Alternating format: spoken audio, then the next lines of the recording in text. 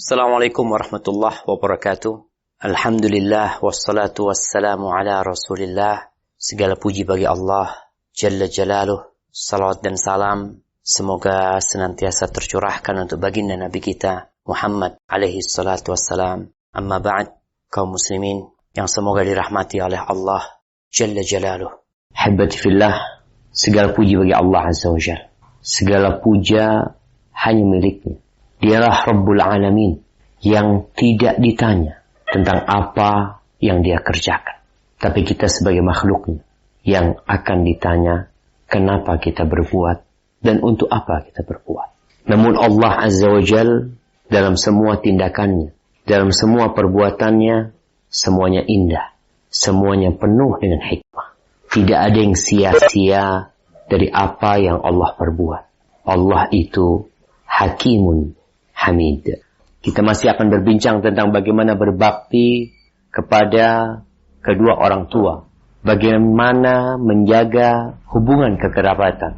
Karena sejatinya seorang muslim setelah diperintahkan untuk beribadah kepada Allah, Allah perintahkan kepadanya untuk berbakti kepada kedua orang tuanya, untuk menjaga hubungan baik dengan kerabatnya. وعن عبد الله بن عمرو بن العاص رضي الله عنهما قال أقبل رجل إلى نبي الله صلى الله عليه وسلم فقال بايعك على الهجرة والجهاد أبتغي الأجر من الله تعالى قال فهل لك من والديك أحد حي قال نعم بل كلاهما قال فتبتغي الأجر من الله تعالى قال نعم قال فارجع إلى والديك فأحسن صحبتهما متفق عليه وهذا لفظ مسلم وفي رواية لهما جاء رجل فاستأذنه في الجهاد فقال أحي والداك قال نعم قال ففيهما فجاهد.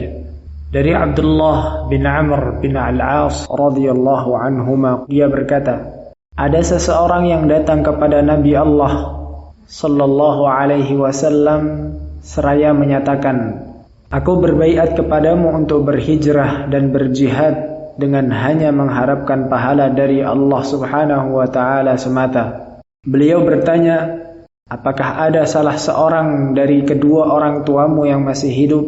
Ya, bahkan keduanya masih hidup, jawab orang itu. Maka beliau bersabda, jadi kamu mengharapkan pahala dari Allah subhanahu wa ta'ala? Dia menjawab, ya. Maka beliau bersabda, kalau begitu, kembalilah kepada kedua orang tuamu dan pergaulilah keduanya dengan baik. Muttafaqun alaih. Dari hadis di atas adalah lafaz Muslim. Dan dalam riwayat lainnya yang juga milik Al-Bukhari dan Muslim disebutkan, seseorang datang dan meminta izin kepada beliau untuk ikut berjihad. Maka beliau bersabda, apakah kedua orang tuamu masih hidup? Dia menjawab, ya masih. Maka beliau bersabda, kepada keduanya saja engkau berjihad. Subhanallah. Ahibati fillah. Ketika seorang beramal tanpa bimbingan ilmu, maka terkadang dia akan lelah, dia akan capek, namun ternyata hasilnya sedikit.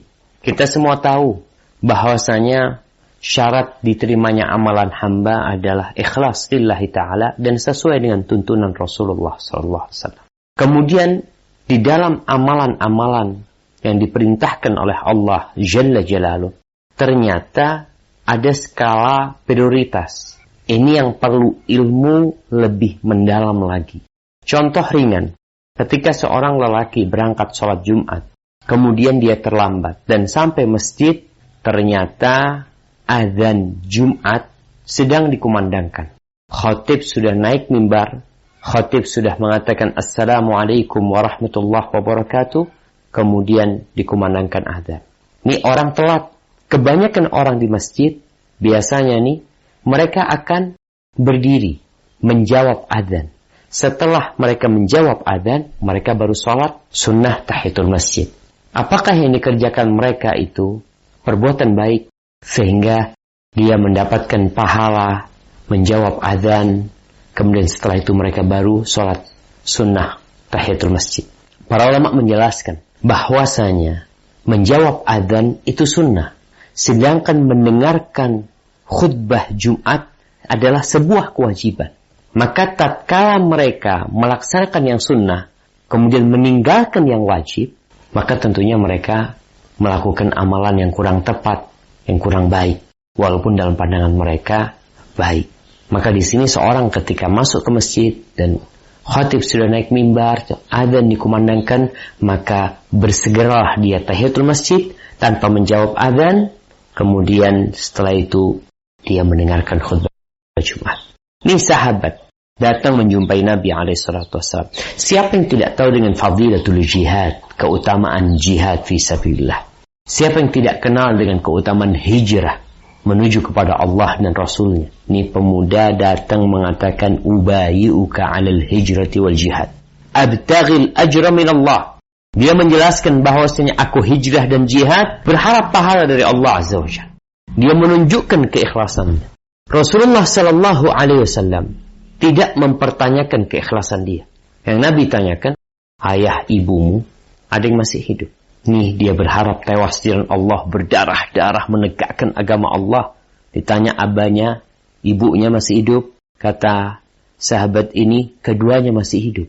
Fatabtaghil ajra minallahi ta'ala, engkau berharap pahala, engkau berburu keridhaan Allah Azza wa Jalla. Qala na'am, iya. Nggak perlu jauh-jauh ke medan perang. Nggak perlu engkau berdarah-darah. Nggak perlu engkau mengeluarkan harta dan mengorbankan jiwamu. Nabi mengatakan, farji' ila walidayk, pulang, jumpain kedua orang tuamu, fa'ahsin suhbatahuma, hendaklah engkau memperlakukan keduanya dengan baik, tetap berada di sisi keduanya.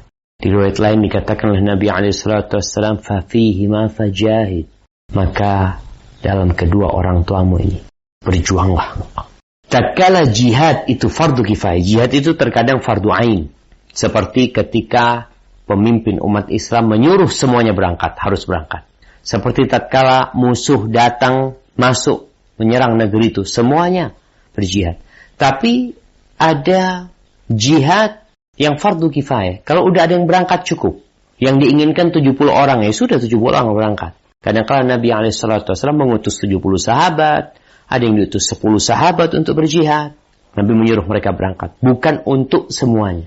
Maka tatkala itu fardu kifayah, maka orang harus tahu bahwa berjihad, berbakti kepada orang tua, itu perlu pengorbanan.